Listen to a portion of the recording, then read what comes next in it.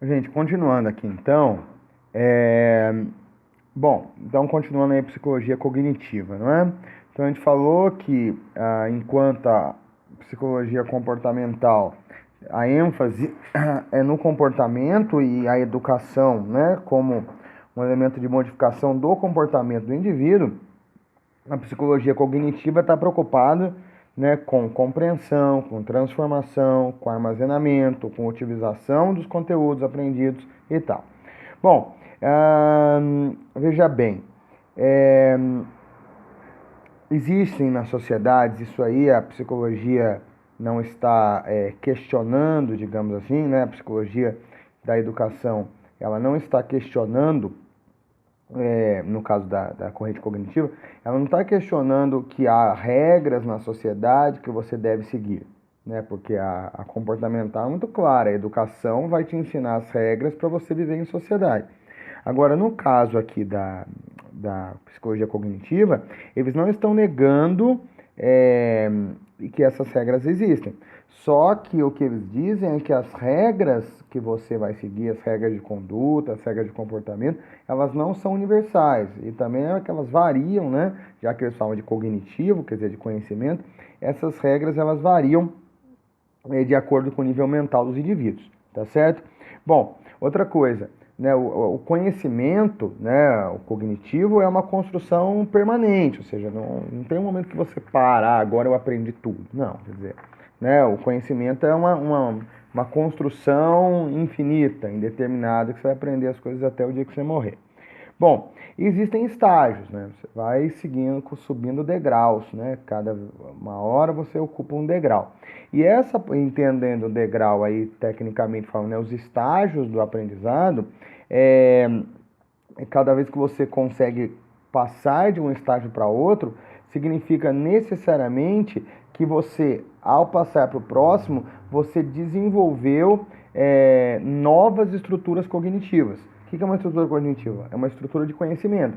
Então eu tenho um certo conjunto e estrutura de conhecimentos aqui. Essa estrutura cria condições para que eu adquira uma outra estrutura, que por sua vez permite que eu adquira uma outra, e assim vai. Então a ideia é sempre de que você vai construindo o conhecimento como degrau de uma escada, né? Um degrau acima do outro e um dependendo do outro, tá? Bom, outra coisa, a educação, ela não tem como objetivo te domesticar para dados comportamentos, como diz a psicologia comportamental. Na verdade, aqui para os cognitivistas, a educação ela tem como objetivo criar certas situações, problema, digamos assim, que desequilibrem os indivíduos, mas desequilibrar não no sentido de deixar a pessoa mal, não, é desequilibrar no sentido de, né, digamos, criar um ambiente em que a pessoa não conhece aquilo, e aquilo cria uma dúvida, cria uma inquietação, né, e essa inquietação, esse incômodo vai levá-lo ao aprendizado.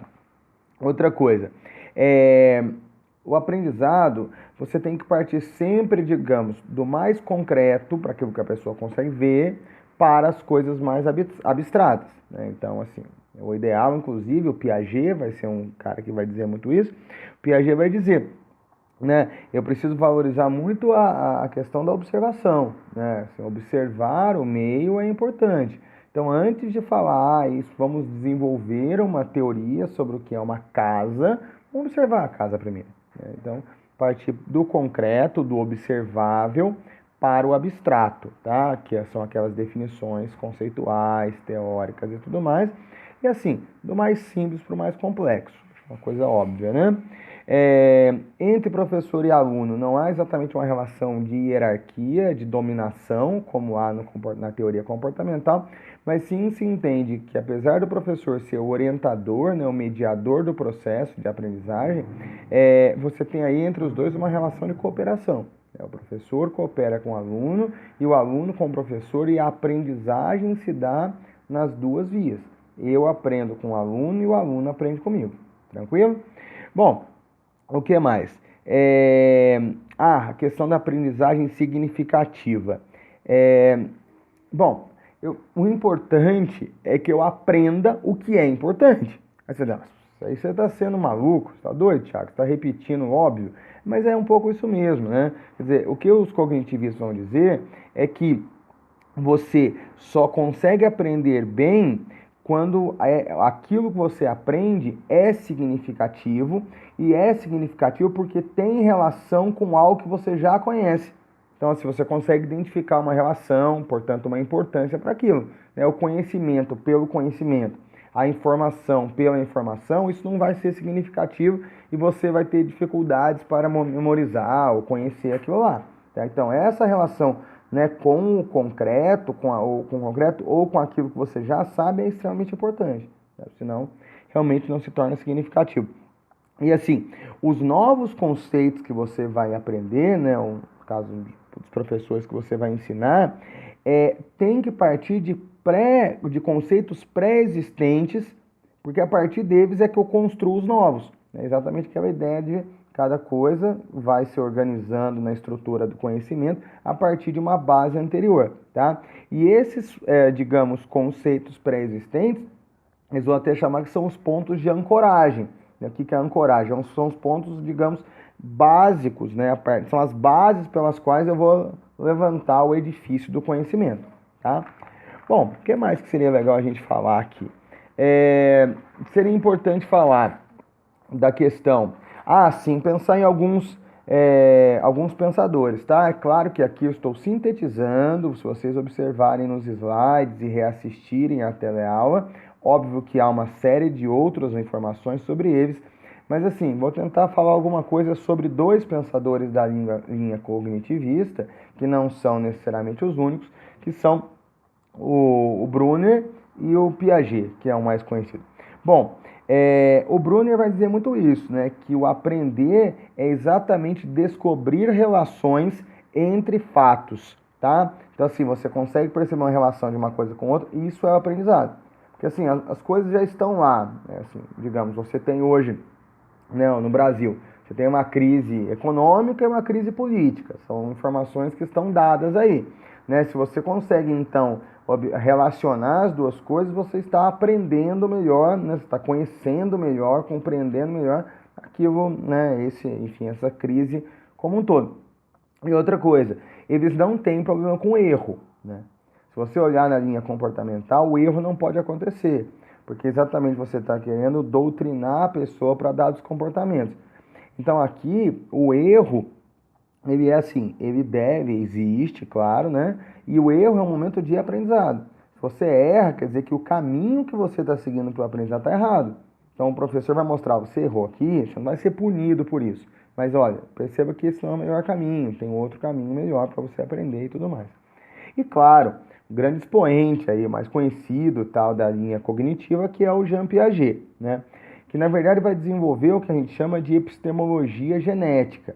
E é aquilo que eu sempre digo a vocês, qualquer palavra ou expressão que vocês venham a ler, tentem extrair dessa expressão o próprio significado. Então, epistemologia genética significa, episteme de epistemologia significa teoria, logia significa estudo, genética significa hereditariedade.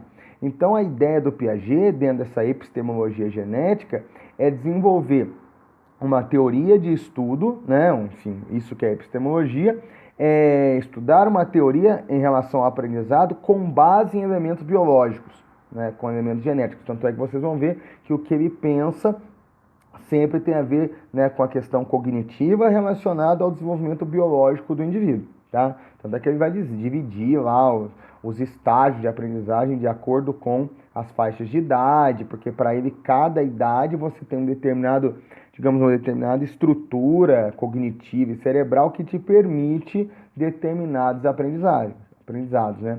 Não adianta eu querer ensinar para uma criança de 2 anos determinados conceitos que ele não está mentalmente preparado para saber, tá?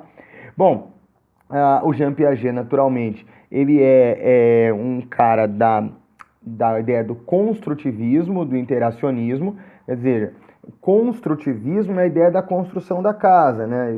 E o estudante, né, o aprendiz, é o pedreiro. É isso, o pedreiro é o estudante e a casa é o conhecimento. Então, usando essa metáfora, você vai entender o quê? o indivíduo que está aprendendo, ele é um ator fundamental no processo de aprendizagem. Ele não é aquela cabeça aberta que vai receber informações de uma enciclopédia ambulante, que é o professor. Ele próprio é responsável pelo seu aprendizado. Tá certo? Bom, e o Piaget vai falar muito dos estágios, né, do desenvolvimento cognitivo. Depois vocês vão direitinho, para cada um desses estágios, há certas, digamos, características ou habilidades, né, que o indivíduo desenvolve. Então, o primeiro estágio é o sensório-motor, né, são os primeiros anos de vida de um indivíduo. Quer dizer, sensório tem a ver com sentidos, né, o momento em que a pessoa conhece o mundo a partir dos sentidos, né, tal.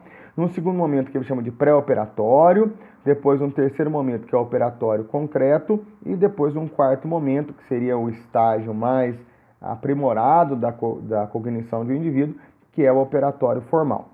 Tá bom? Então, gente, essa é a base daquilo que foi desenvolvido nas aulas 2 e 3 de Psicologia da Educação.